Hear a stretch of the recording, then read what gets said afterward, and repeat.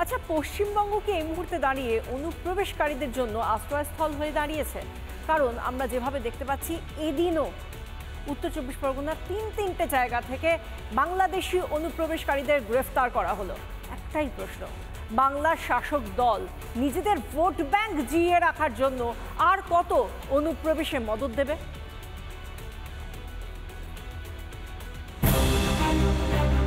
রাজ্য জুড়ে বাংলাদেশিদের রমরমা।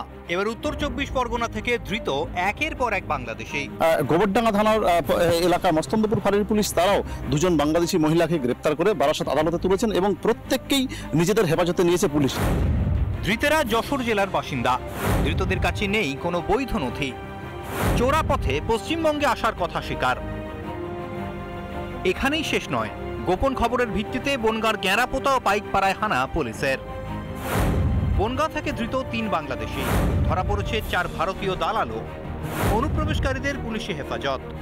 ক্যামেরার সামনে কুকীর্তির কথা স্বীকার অভিযুক্ত রূপা বিশ্বাসের।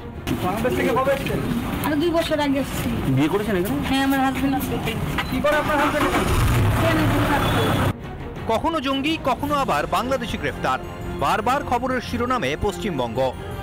নিরাপত্তাহীনতায় ভুগছে বাংলার মানুষ। কি করছে রাজ্য প্রশাসন? সরব বিজেপি।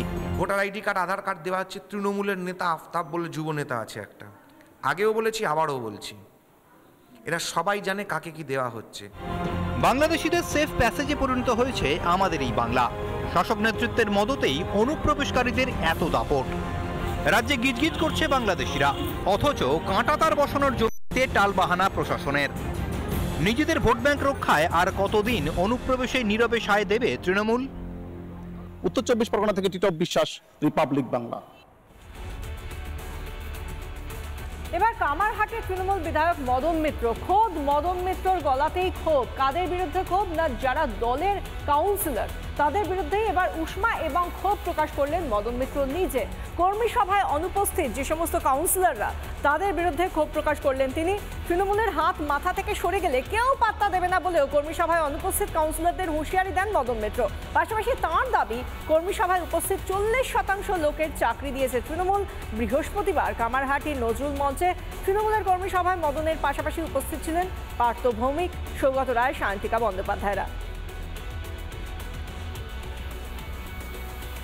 আমি লক্ষ্য করছিলাম যখন নান্টুদা বলতে শুরু করেছে, অনেকেই বেরিয়ে যে একদিন মিটিং ডাকবো, কারা কারা মিটিং এ আসবেন না। একটা কথা কান খুলে শুনে রেখে দিন, 24 ঘন্টার জন্য মমতা বন্দ্যোপাধ্যায় যদি ঘোষণা করে দেন যে আমি আমার কামারহাটির টিএমসিটা বন্ধ করে দিলাম, কামারহাটিতে টিএমসি নেই, বাড়িতে থাকতে পারবেন না। ভাবছেন আপনারা নিজেদের ওরা পাল। 10 বছর ধরে অপেক্ষা করেছিলেন বিচারের বাণী শুনবেন বলে। 10 বছর পর নিহত হওয়া ভাইয়ের বিচার পেলেন। যেভাবে তোলা না দেওয়ায় একজন পান বিক্রেতাকে খুন হতে হয়েছিল এবং তার জন্যই এই অপেক্ষা ছিল সেই নিহত ভাইয়ের দাদার। অবশেষে এই খুনের সঙ্গে জড়িত যে 2জন মূল অভিযুক্ত, তাদের যাবজ্জীবন কারাদণ্ডের সাজা শোনালো আদালত। সেই সঙ্গে সঙ্গে আমরা দেখলাম আদালত চত্বরেই চোখের জলে ভাসালেন নিহতের দাদা। তোলা দিতে না পারার অভিযোগে এক পান ব্যবসায়ীকে মাথায় গান পয়েন্টের রিভলভার ঠেকিয়ে গুলি করার অভিযোগে আজ রানাঘাট আদালত 2 অভিযুক্তের যাবজ্জীবন কারাদণ্ডের নির্দেশ দিল।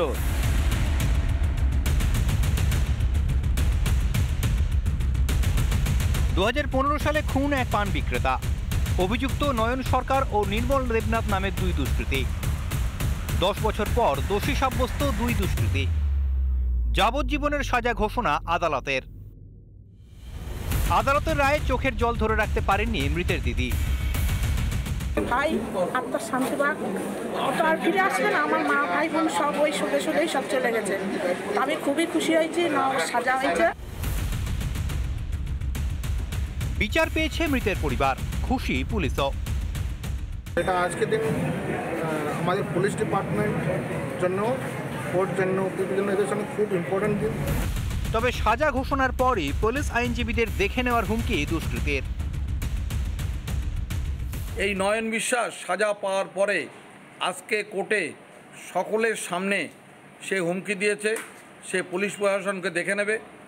লার্নেড অ্যাডিশনাল ফি অর্থাৎ আমাকেও সে হুমকি দিয়েছে।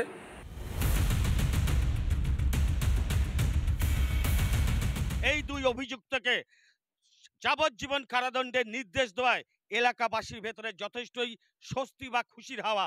ভিডিও জার্নালিস্ট সুরজ রায়ের সঙ্গে পলাশকান্তি মণ্ডল, রিপাবলিক বাংলা, নদিয়া। নানা ধরনের কন্টেন্ট দেখার জন্য লাইক করুন, শেয়ার করুন আমাদের ফেসবুক পেজ, সাবস্ক্রাইব করুন আমাদের ইউটিউব চ্যানেল। পাশাপাশি অন্যান্য ব্রেকিং নিউজের জন্য অবশ্যই চোখ রাখুন রিপাবলিক বাংলায়।